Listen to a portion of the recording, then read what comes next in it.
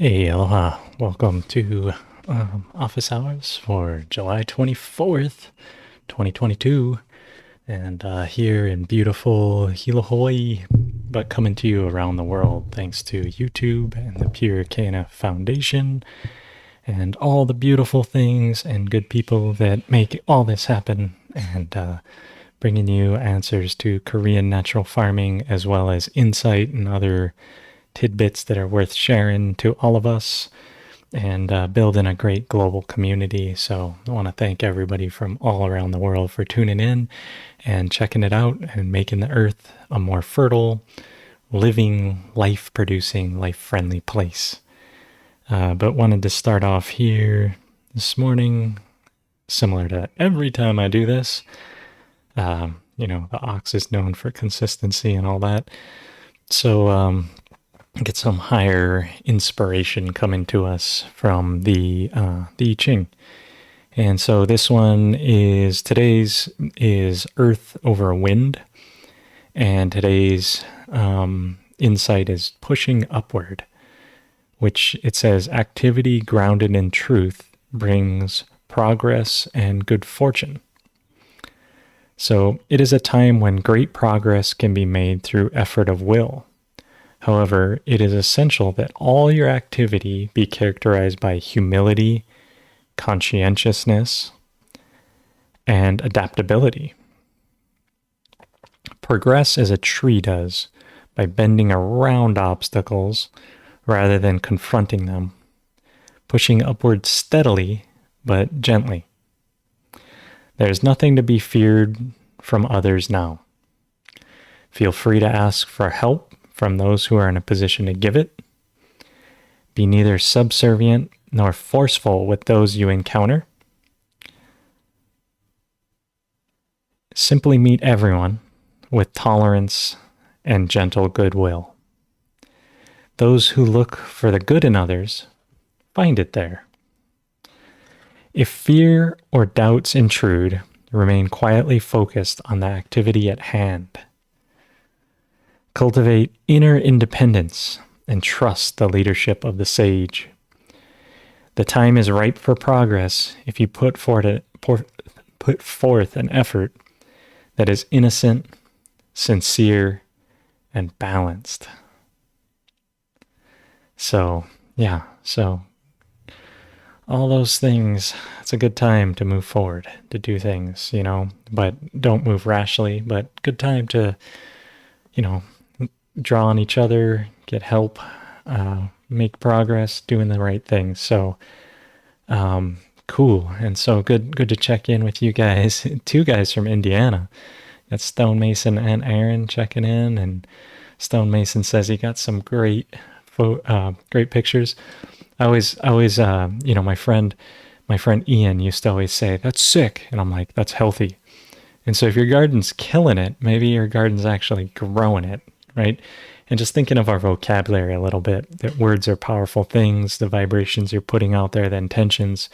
By killing it, you may mean it's doing great, but it might be a time to check our vocabulary to say, my garden's thriving, or some positive word, instead of our English vocabulary, and especially modern culture. We're always like, that's sick, when actually we mean that's really healthy and good and beneficial, and all these things. So as we push upward, remembering those things. And it's good to see you guys, the Coop Man, Thomas down in Florida.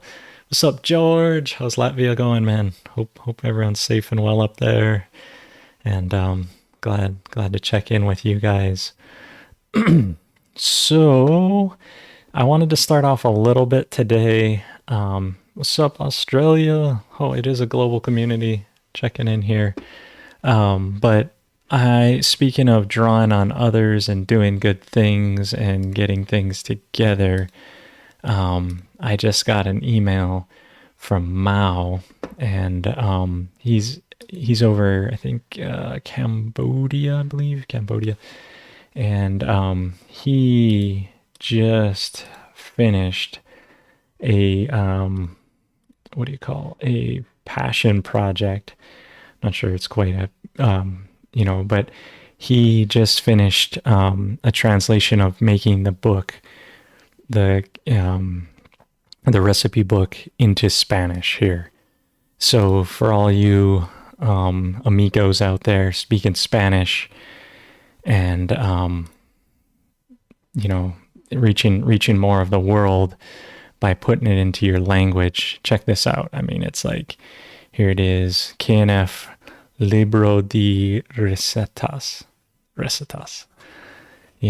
and I don't necessarily speak Spanish, but besides like burrito or quesadilla and the essentials, but check this out. I mean, it's like it's nailed here of being translated here into another language. So thank you so much for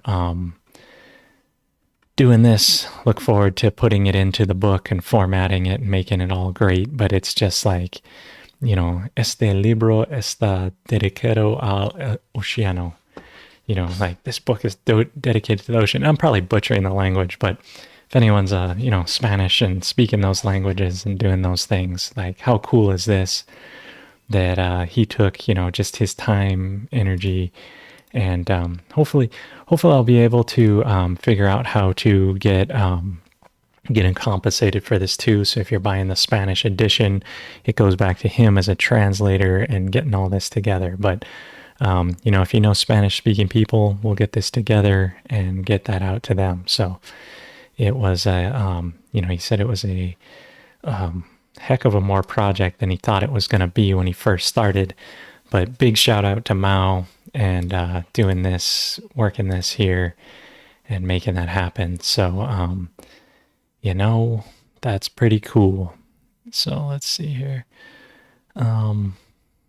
So wanted to start off with that. And then before getting into some other, I got a few emails this week. So I just wanted to kind of jump into those.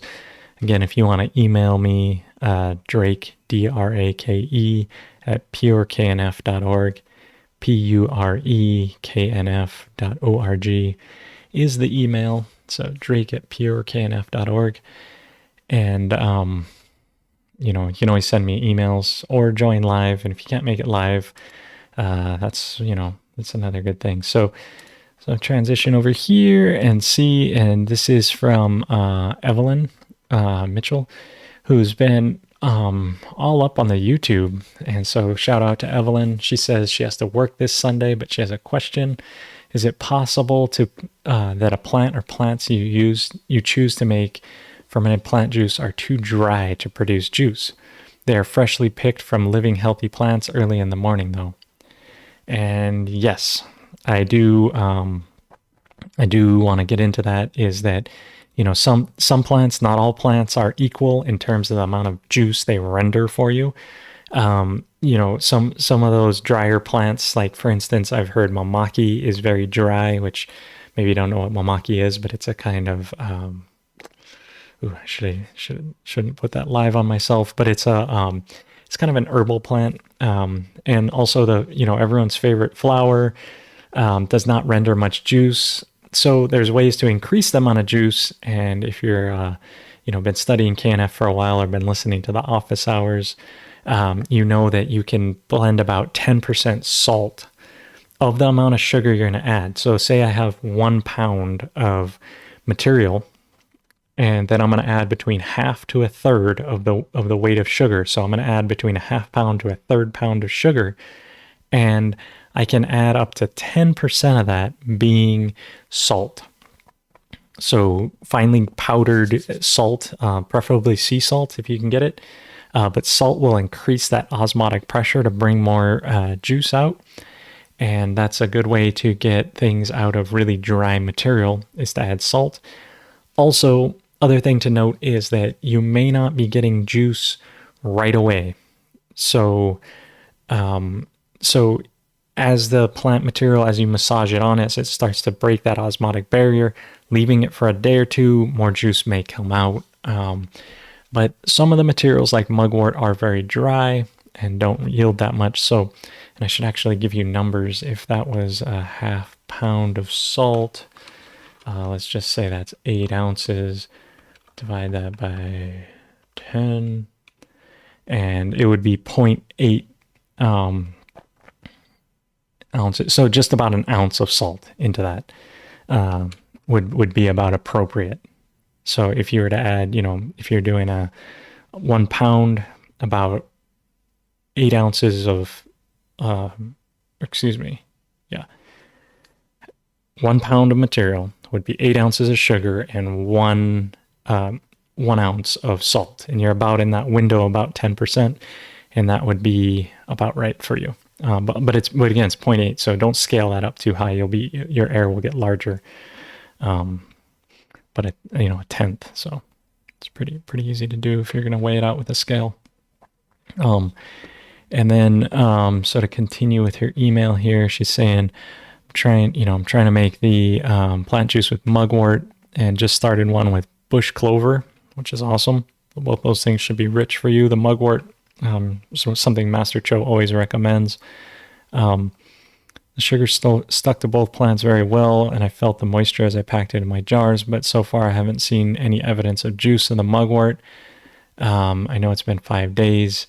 Well, maybe the salt would help, but there probably will be some juice that does emerge. You probably just won't get very much. And also, she does mention here that somewhere here, let's see, I read this email, that it's like a quart jar, and sometimes I've noticed with smaller amounts of things, it's harder to get as much juice out. Sometimes larger, when I'm doing 5-gallon buckets, or I'm doing half-gallon jars, or I'm doing, even a 2-gallon bucket, it seems to get more juice out when I have more volume, which I think maybe it's a function of like part of the juice coming out and then helping the others to accelerate out. I'm not exactly sure. That's where I need to do a little bit more science, is to like figure that out, is between these things of what really makes sense here. So, and then she's saying our temperatures have been over 95 degrees, some days over 100 degrees. And yeah, so it should be fermented by now. If you smell it, the smell should have changed, I would imagine. And yeah, so, and she was having trouble getting enough volume out of the thing. But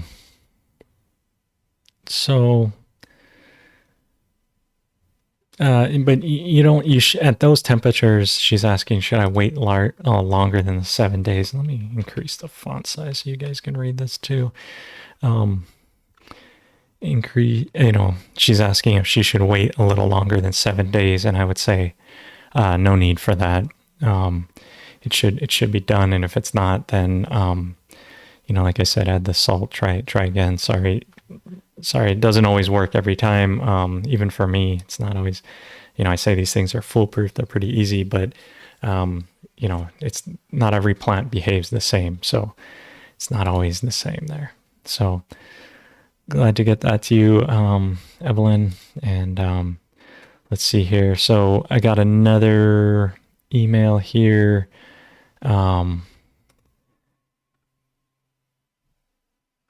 Okay.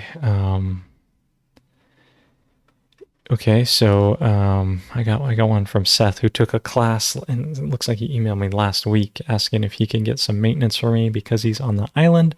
I think I'll be able to hook him up with some.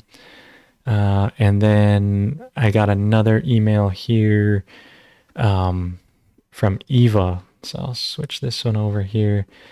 And she was asking, she's up in North Kohala, which is on my island. It's about 2 hours away from me here. Ka'auhuhu. No, it's a sweet one. Ka'auhuhu in Hawaii. So, I'm not sure. I'll have to look up where that ahupua is, but I wonder if it's the dry side. And she's doing some groundwork on her KNF farm. Her understanding is that KNF is no-till, and she understands why. I was wondering how you deal with compacted soil. So this is a classic good question. Compacted soil. If you're in compacted soil, I recommend just starting with the lactobacillus, the KNF Protectors. They're AKA, also known as the KNF Protectors. because they're also known as emergency workers, where they penetrate into this emergence and they're able to mine the soil and to really get it going well. Other thing to do with super compacted soil from KNF perspective, in addition to putting the IMO and the maintenance solution on top of that to get it to go into your soil, is to also apply seawater. Seawater has a flocculating type of compound that happens, and what it means is flocculation is like chemically making the soil break up. And I'm just going to pull this up here on the minerals page here in the book because it shows what I'm talking about here. So let me zoom this in a little bit and get this in the center. And then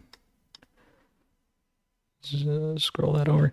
So what I'm talking about here is are these minerals here. So if you have exhausted, so under the mineral solution, which is KNF seawater, by just diluting the seawater and to make, diluting it 1 to 10 or 1 to 30, somewhere in there from your seawater, or by making it, with your sea salt, either one of these recipes, you have exhausted compact soil like this. All the soil layers are lining up, and this is like magnetic, compaction. And when you dilute seawater, it takes these different minerals, like say, for instance, this is, I don't know, an arsenic. Maybe that's not the best one to choose. Maybe it's a boron, because there's more of these minerals towards the top, but maybe there's a magnesium or a sulfur or an, a chlorine or a nitrogen, or excuse me, that's a carbon. But all these elements are in there. And so say this is one of them, it goes down and it has a magnetic field around it as the electrons change. And this thing now pushes your soil up. And then this one, say this is a helium that you needed. I don't know why helium would be in there, but it is. And it pushes the soil this way. And then this one's, maybe say this is a copper, and it pushes and so as you put diluted seawater down and it penetrates into your soil, it starts to naturally flocculate your soil. So a way to chemically break up your soil is to add seawater. And then when I was in California one time, I was in a grow shop and I was looking at this product, and it was called, soil decompactor. And what was it? Well, it was basically calcium. So the same recipe here of including that is also including water soluble calcium along with the protectors, along with the seawater, and calcium helps to break it up. So putting these recipes in there together and including calcium with it, and just these solutions, the whole key is to really drench them, and you get them to go down 4 to 6 inches and get that top bit of your soil wet, and then it'll help to break up the compaction. So so let's see here. The Goofman is kind of verifying that if you make a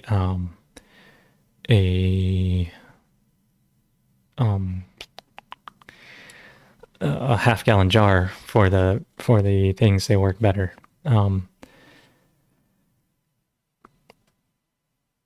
Okay.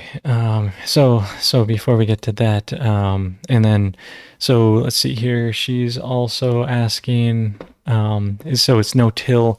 She's wondering, one-time shallow till to get things going. I always recommend that when you start a garden bed, you do your soil shaping and tillage first. Do it. Get a machine in there, dig it, make it the way you want, get your soil beds formed, then start to build your soil, then start to get your IMOs, those soil solutions, all those things I talked about. But don't think to yourself that, mechanical tillage is going to break up my soil compaction. Because she's asking later here, instead of tilling, do I recommend broad forking? The difference is broad forking, you're digging down and kind of breaking things. It's like last office hour, last week, I was talking about, I have a spader. So instead of a tiller where I'm tilling the soil, I'm spading it. But in this case, it sounds like your soil's kind of dead already. And so don't worry too much about the biology, breaking it up, doing those types of things. It's more get it shaped the way you want. And if you think that you're going to broad fork down and loosen the soil, as soon as that first rain happens or you water too much, that water goes and it recompacts your soil and it reconcretes it and it resettles it. So if you're watering and you're putting protectors or you're putting calcium and you're putting seawater and it's getting down to that depth, then it's going to chemically keep your soil from recompacting. But broad forking, like, it's a lot of effort. It's a lot of, like, you're just going to be there all day, like, and all day. And are you really helping your soil? The answer is not really. Because as soon as it rains, all that like loosening you've done is just recompacted, re-solidified. And like I was talking last week when Eyewitness was asking about it, a tractor is too heavy for, what tractor is too heavy for compaction. Don't think of compaction as something that happens from the surface and all of a sudden I've compacted the soil. It's more what happens is when you do tillage, you get down to a certain layer and then it rains, and then the rain compacts the soil because the rain collapses, all that soil structure collapses. And just like that picture, the picture here of the scroll past it, of the minerals here, is that as soon as it rains, you're compacting. Like as soon as it rains, it's just solidifying your soil again. It's just solidifying. And it's not like a tractor above smash that stuff.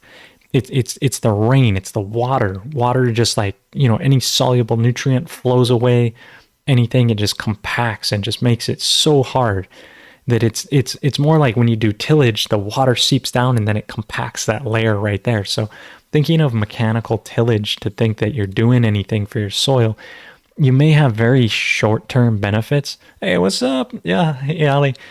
Good to see you from Montana.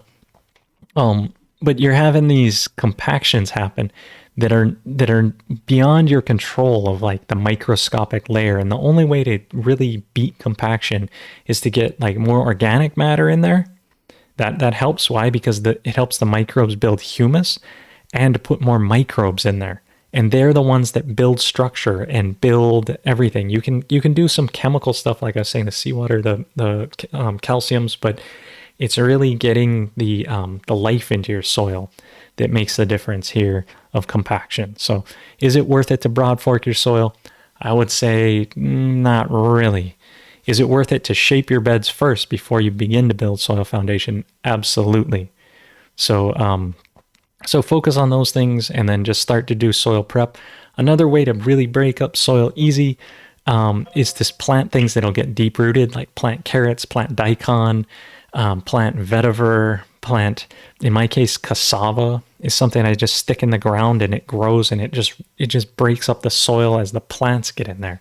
And for me, it's a lot easier than me to break these things up and everything. So I hope that helps you, Eva, and I'm happy that you're here, on the Big Island growing it up.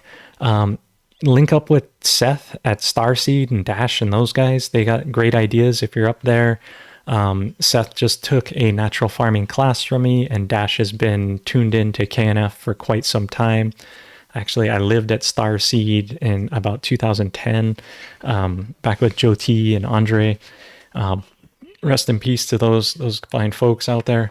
And my dad my grandpa used to own a land down on Ho'ea Road, and that mango orchard that used to be Tom Baldwin's, which I'm pretty sure he moved now. I'm not exactly sure.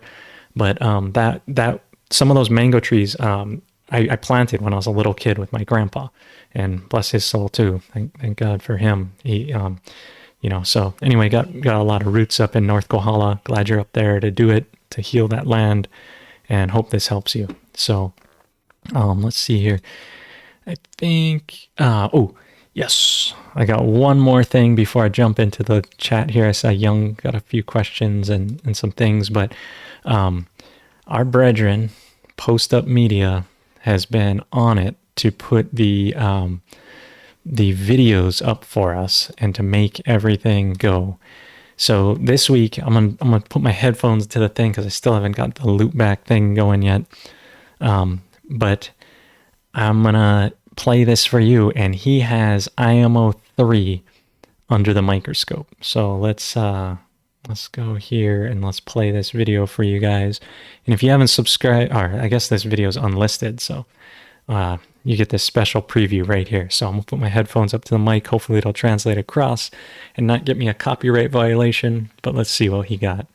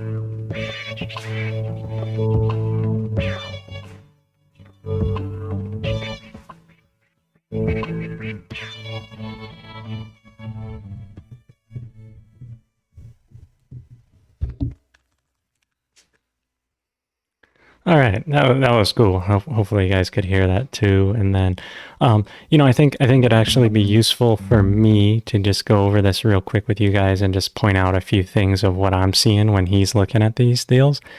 And if you really do want to follow up with the microscope and you're interested in that, let me see here, is if you go to, let's see here, I'm in the wrong window here.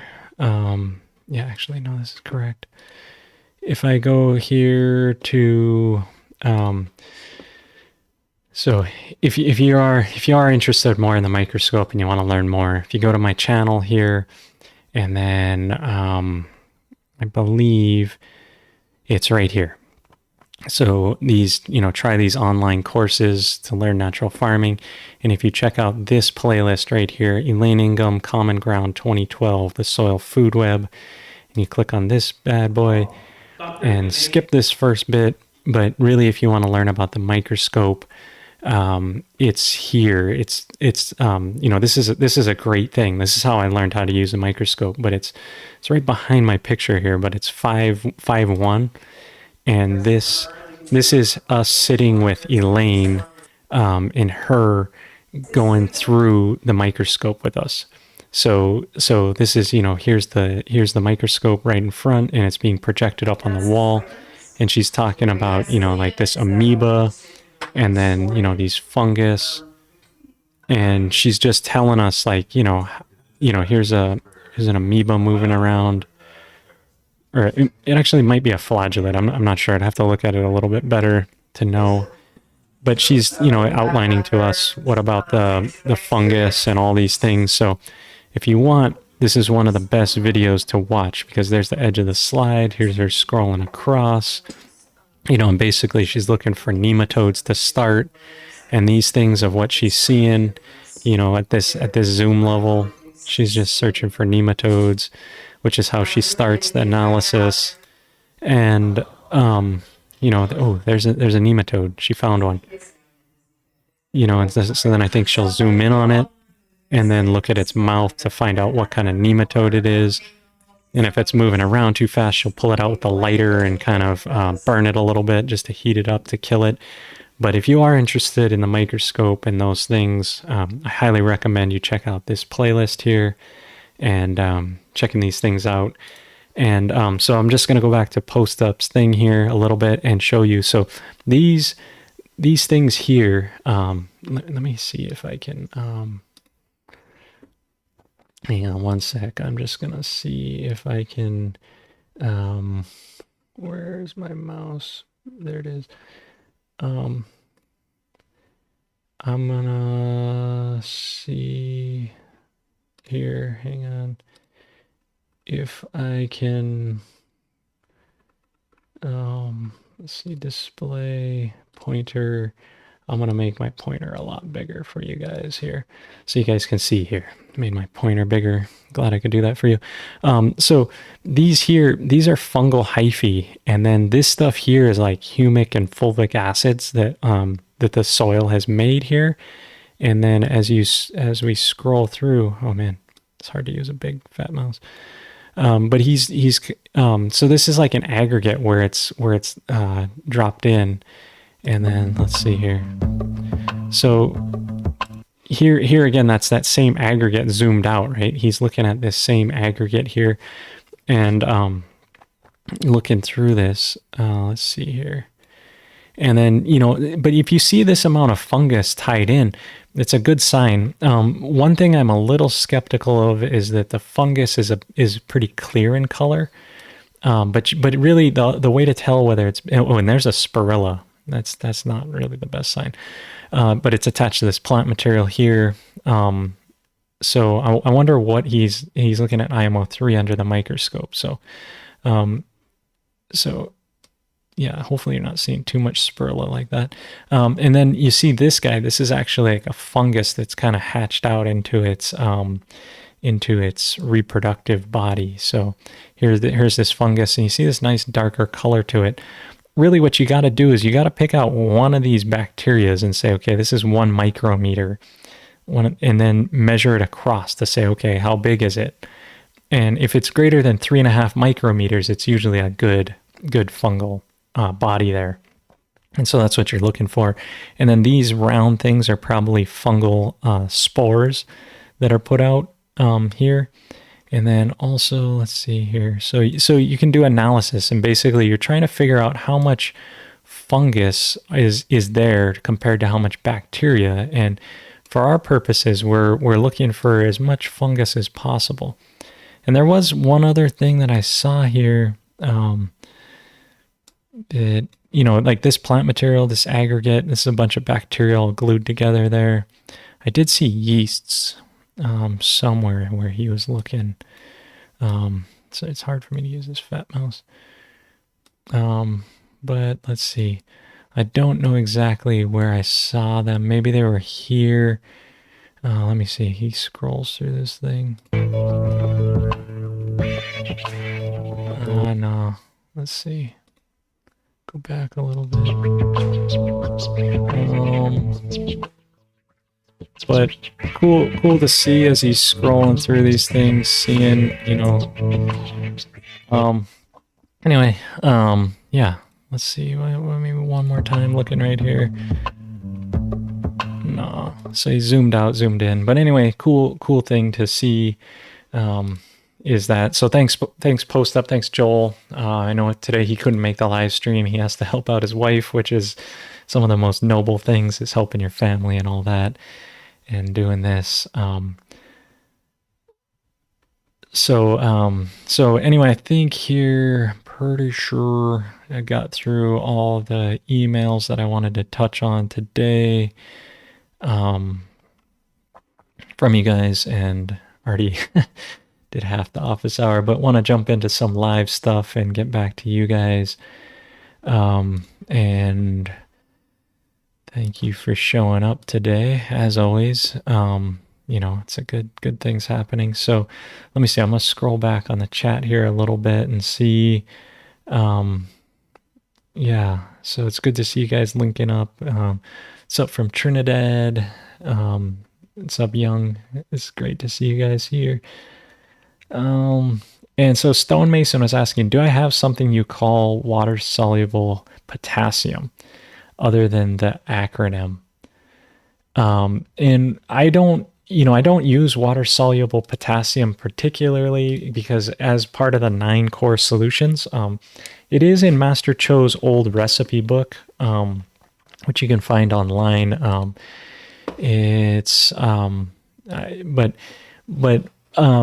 think it's made from tobacco stalks that have been charred and dissolved in water.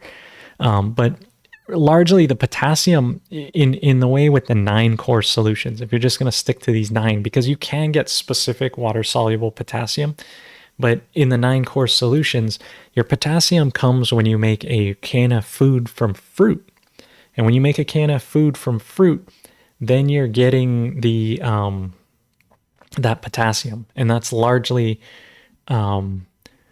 where, and also unripe fruit specifically has a bunch of actually ripe fruit, excuse me, because even myself, I get confused with the NPK, because which is the P, which is the K, oh man.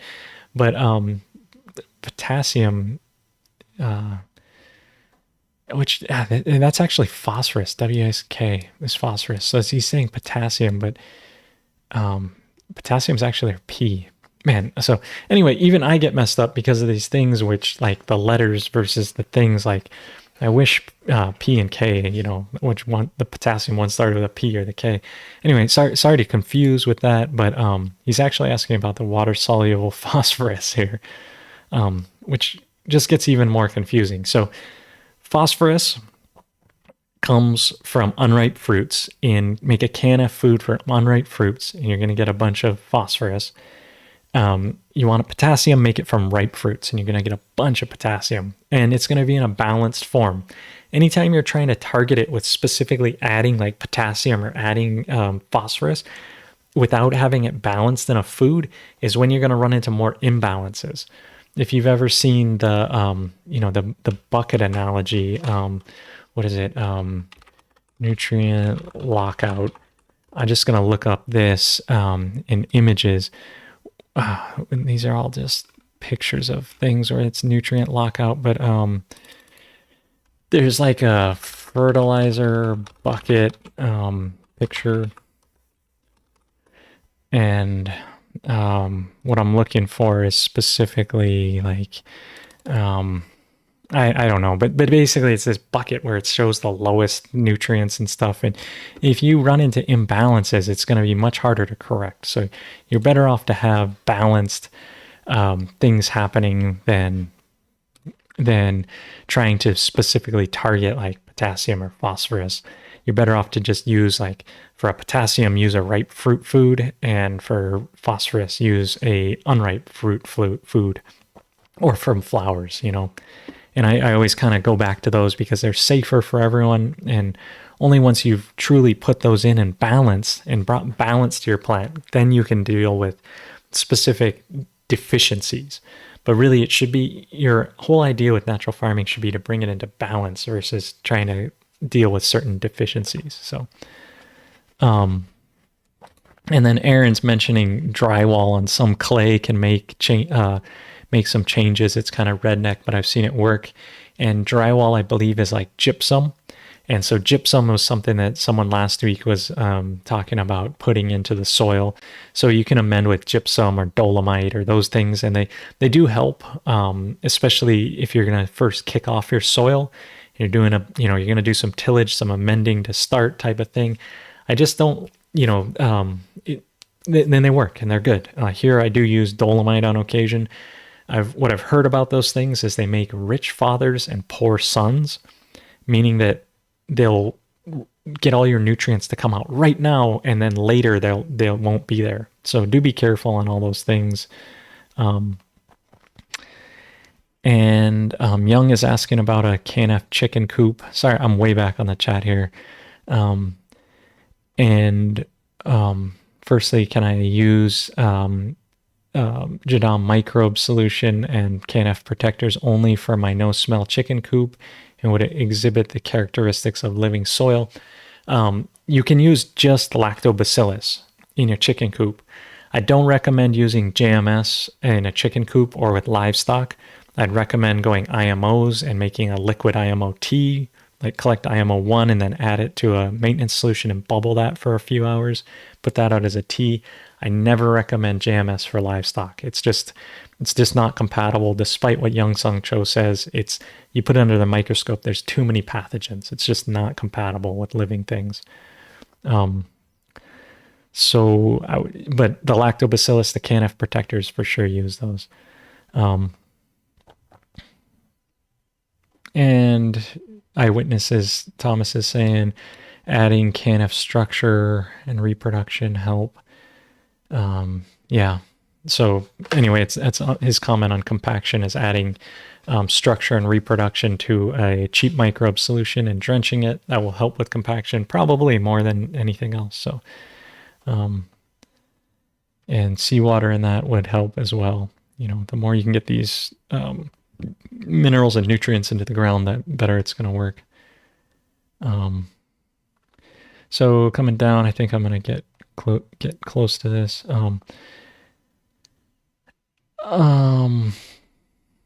And so 808 Shibi is asking, anyone know on Oahu where I can get KOH? Amazon's no longer shipping out there, and the other chem companies charge $53 to ship 2 pounds.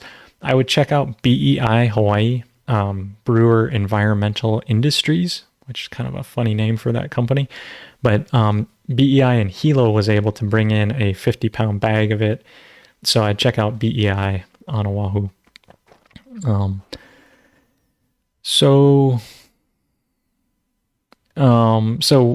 in Shaman King is asking which one is more effective on soil loosening, or which one is more effective on soil loosening, done by flocculation or dispersion. I would do both, and just go for it to get those things. You know, if you're going to do it in the beginning anyway. What microscope is the best? I don't know. I'll show you. I have a Scope.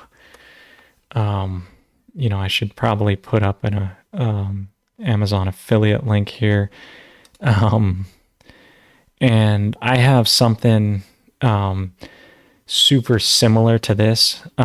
It is a little bit cheaper than this one, because this one is coming with, it has this LED dual view LED microscope, but mine is a trinocular like this Scope. And this was just like off my first Google result here of getting to it. But if you look at Scope here, this is why do you want me to subscribe? I don't want to. But this here is, as long as you're getting a compound microscope here where you're able to look, you don't, even these would work too, but you don't want a digital microscope like this. And but the compound is nice because this stage moves around, whereas this one, your stage does not move around. You can only focus up and down. So it's nice to get one like this here. And then if you look at these compound microscopes here and see, it's something like this, that I have. Even these here, these I bought for my classroom when I was teaching at Kalana Anole School, and they were pretty good.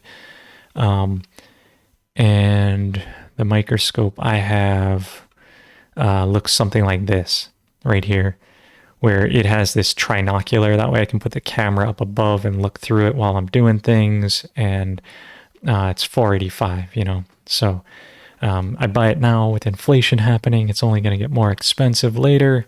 But any of these, they all, they have a halogen light and a condenser and 20 watt. But, here's this little pack here with everything you need for students to do it, and a bunch of slides, cover slips. I don't know if this comes with a camera, but you can always stick the camera into your eye socket hole here too to do it. But this is the company I used. They're seems pretty good. I should probably get an official affiliate link with them, but get 15% off using code INS15, right? Not sure if that's the one for these, but hey, hey, thanks. What's up? Oh, thanks, sweeter than anything. You are so sweet. Appreciate those super chats. So let's see here. Getting back to this on this side. Got my fat mouse for you guys. And yeah, so yep, the digital ones don't work, but anything with an optical. Yeah, so going through those. Partita is asking, how long does it take to make IMO3?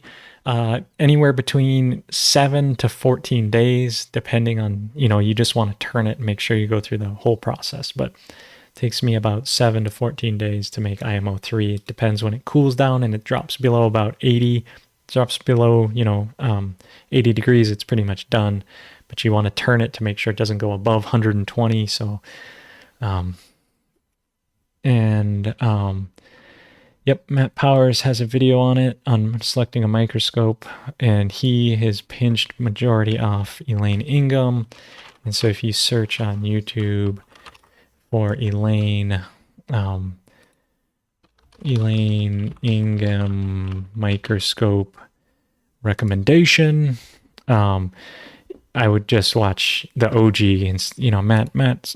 I don't know Matt personally, but choosing a microscope for soil microbiology. This video right here, I'm just gonna open it so that way I can link it in the video. But she basically tells you all the ins and outs of what to look for, when we're looking and she talks about it here. So I would choose, choosing a microscope for microbiology by Dr. Elaine Ingham.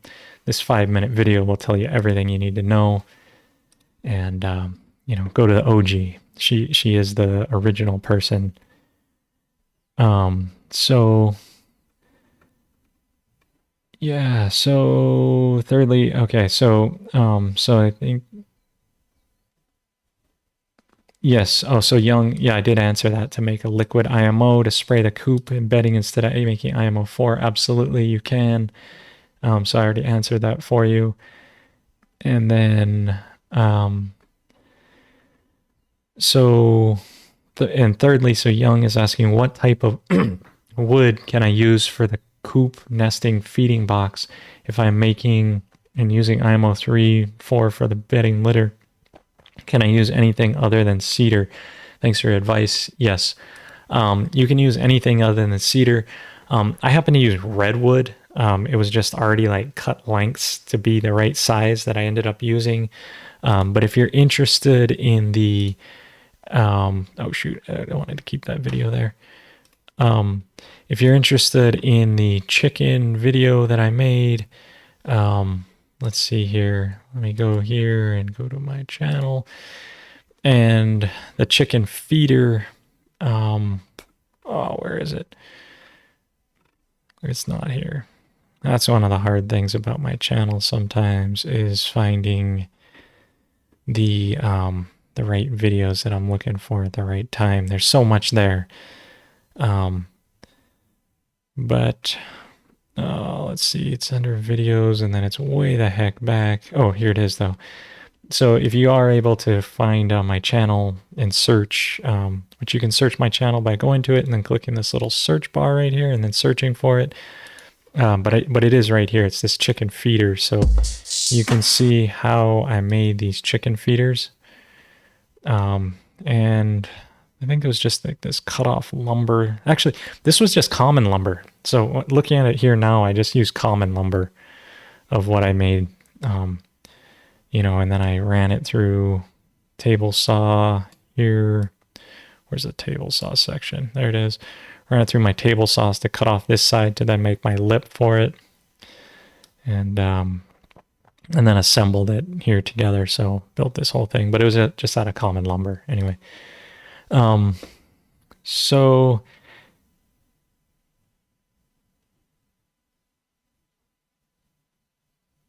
P is phosphorus. Oh, it is. Oh shit, I was backwards on that stuff because it's KOH, it's potassium hydroxide, right? Yeah, okay. Anyway, I get so messed up with that stuff of which one is which. KOH is, yeah, I gotta remember, potassium hydroxide. Okay. I guess I was backwards and he was correct. So anyway, the P and the K, thanks for that, for correcting me, Partita, because man, those acronyms and those things, that's again why I don't even like acronyms. And here I'm only reading later that I was wrong, and it's like instant chat. I should be keeping up on this.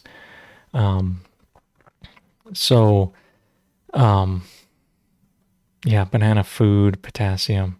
Yeah, okay, sorry about that. And what's up, Naylor? Oh man, I'm glad you're live here. Met him at Home Depot last week. I was talking about that. And okay, so Naylor's asking, what kind of treatment program would I recommend for enhancing the Ohia lehua's trees resilience against Ohia death? And again, easiest way to do this is actually I made a video about it. So if you go, click in the description below and just click on my name there, get to my channel, and then search here and search for ROD, Rapid Ohia Death, and you'll notice that here's a solution we were using when we were doing a Rapid Ohia project, and then here's one where I specifically talk about the Rapid Ohia Death of how to do these things. So, and then here's another video on talking about Rapid Ohia Death, and then here's one more talking about solving Rapid Ohia Death. So if you go to my channel here and you search ROD, which stands for Rapid Ohia Death, you will see there's multiple solutions that I've brought up of how to fix that problem. But essentially what it is it's making the cheap microbes and then spreading them out, and then also supplementing, maintenance solutions. It's pretty basic KNF, actually, to get rid of these fungus. But I talk about the whole theory there of why and how it works. So glad, if you got Rapid Ohia Death, try those things. You can make them in a few days, spread them around, and you'll see new leco, which is new sprouts coming out of the tree, and get them better. So,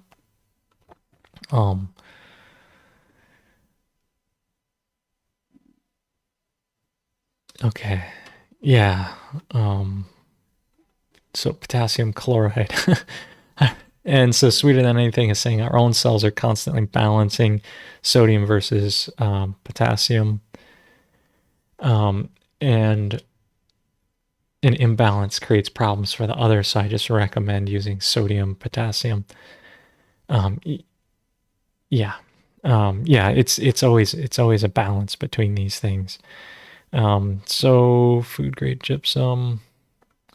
Yeah, and mixing gypsum into your soils, not a bad idea. Those things to amend. Okay, so Solar Gourmet is asking, can brown rice vinegar be replaced by apple cider vinegar? Here in Germany is much cheaper than brown rice vinegar, and I can even produce it myself. Absolutely. Use apple cider vinegar in place of brown rice vinegars. Produce it yourself. You only get even a living vinegar, which is even better. And go for it. Those are, yes, absolutely, Solar Gourmet. And hi from Germany. Glad to see you. So Stonemason is asking, will a living no-smell floor work for horses? Yes, absolutely. I think this is one of the things you could make $1 million. If I was in Kentucky or someplace where they had show horses, I would do a small sample where I'd show this, but think of how much time they spend cleaning their barn, and then if the poop gets up in the hoof, it causes all kinds of problems.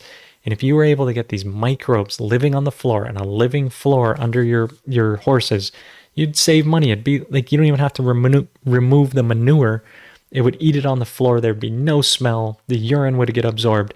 The thing is, you got to take the no-smell floor, and for pigs, the recommended depth is 4 feet. For cattle, the recommended depth is 6 feet. And I would imagine it's also for horses would be about 6 feet because it's based on the weight of the animal. So you can absolutely use a no-smell floor for your horses, but just make it about 6 feet. So the first 3 feet are logs, and the upper 3 feet are wood chips or sawdust or whatever you're going to fill the top with. You'll never have to replace the logs, and you can pull some of the sawdust out on occasion to use it for fertilizer, but it would absolutely work for horses. And think how much money you'd save on the stalls and all that. And it's like you put this system in once and it's done. And you guys are putting dolomite, yeah, because the CalMag helps. Yes. And thanks for answering that, DeGoof man. Love you, man. Thanks for putting those things in. And you guys are answering these things. Ali, I'm stoked to make my first IMO collection. Awesome. This spring was so wet and now it's very hot. what is the optimal temperature? Um, the, there isn't really an optimal temperature per se, because at different temperatures you'll get different microbes, but what's growing at that time is what it's at. Where it's more optimal is like the amount of rain you're receiving. If it's real wet, you don't want to get IMO 1. In the tropics, it's a little bit harder for me, but if it's hotter than 90 or so, it's probably going to occur in about 3 days. If it's between the range of 60 to 80, it's probably going to take about 5 days. And if it's cooler than 60 degrees in the evenings, it's probably going to take about 7 to 8 days, all the way to maybe 14 days. So the way to know when your IMO is ready is if you can feel under and feel a little bit of warmth, and or 5 to 7 to, depending on if it's getting really cold. But there's no real optimal temperature for it per se. But stoked you're going to make IMO. So that's really cool.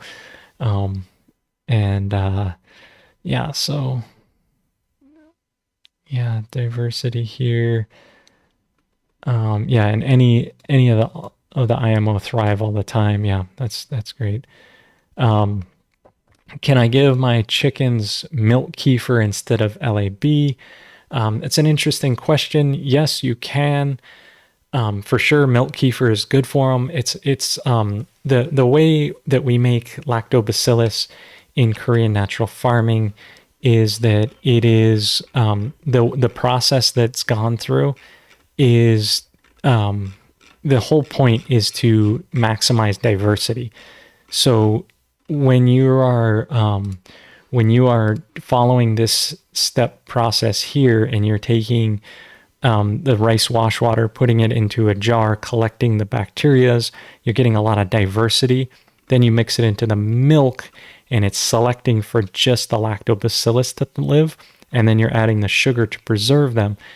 If you're just using a milk kefir, the bacteria that you're going to get in here are slightly different than these lactobacillus, which aren't as wild and as wide family. They're more narrow to making that kefir. They are lactobacillus. There's also different other microbes that make that kefir happen, but you could use it for animals in a pinch for sure. It's going to be beneficial for them, and milk kefir will be great.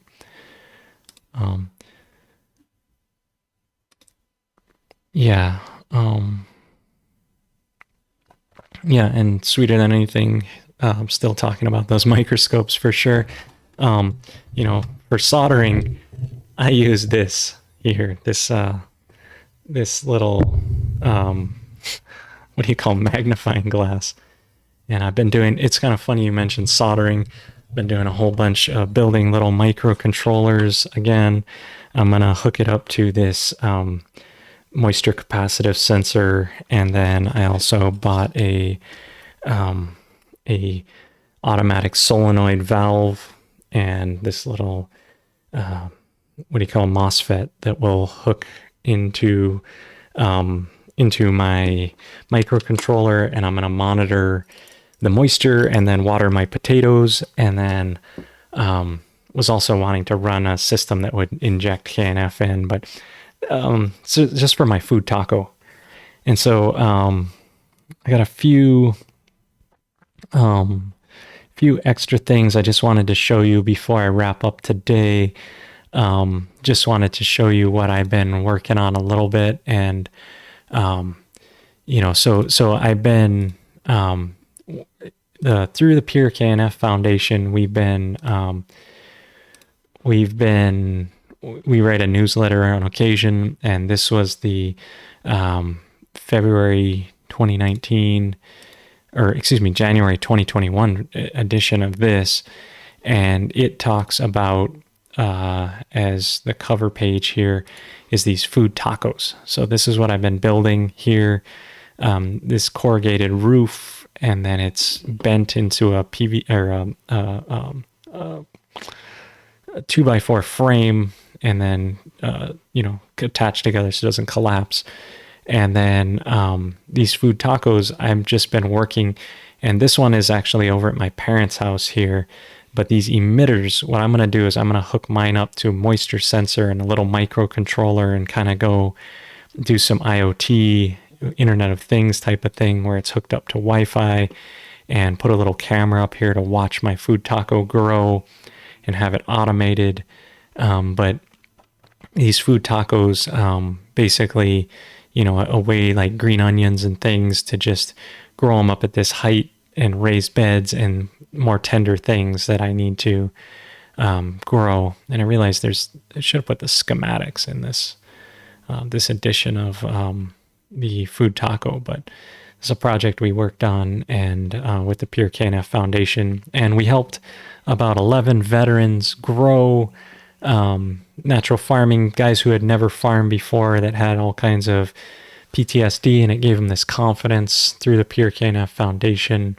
And you can kind of read about this in our newsletter, which is, again, if you want to find that, it's at purknf.org here, and the PureKNF Foundation, and it's in our newsletter. So if you want to see all the catalog of all, then I guess there's only 2 episodes, but this one talks about the food taco. That one's more about lactobacillus, and so anyway, sharing those with you guys. And then, if you have other questions, again, feel free to, it's not an Arduino. I'm using the Arduino IDE, but it's actually a ESP. This one's called a Node MCU, which it's an ESP 8266 microcontroller board. And I love messing around with that kind of stuff. If you could see my desk here, it's like, I got like a multimeter and all this type of stuff, just my multimeter, and here's like, I'm just like messing around building things with wire and stuff. It's fun. It's like, what am I going to do as the world's collapsing around me? Well, mess around. I always walk in both worlds, right? You got inflation and global chaos happening right now, worse than ever I've ever seen, and just the most uncertain food system I've ever seen, where I saw the supply chain collapse in 2020, and I think 2022 we'll see this food supply chain collapse. So I'm really, my focus right now is like Noah, as opposed to before I was like Moses trying to lead people to the promised land and show them the way. Now I'm more like Noah. I'm like, I'm gonna get my ark together. I'm gonna get my farm together first, build these systems for myself, really, make natural farming work for me, because if it doesn't work for me, why would it work for you, right? And so, but my focus is really like getting our farm fortified for what I see is to be an upcoming just crazy sauce coming. So I hope you're on the same page. I hope these solutions are helping you. I hope you're learning to do natural farming, opening your heart for people that are ready, but people that aren't there yet, just let them go, get your things together, and getting ourselves together. So I just wanted to, drop those things in. Is there any other questions? Raspberry Pi, moisture monitor, temperature, Johnson soup bioreactor. Yeah, I did. I also ran a Raspberry Pi into this little device here. Let me see, I'll pull it up. And this is what I call, oh shoot, I got stuck to this other wires.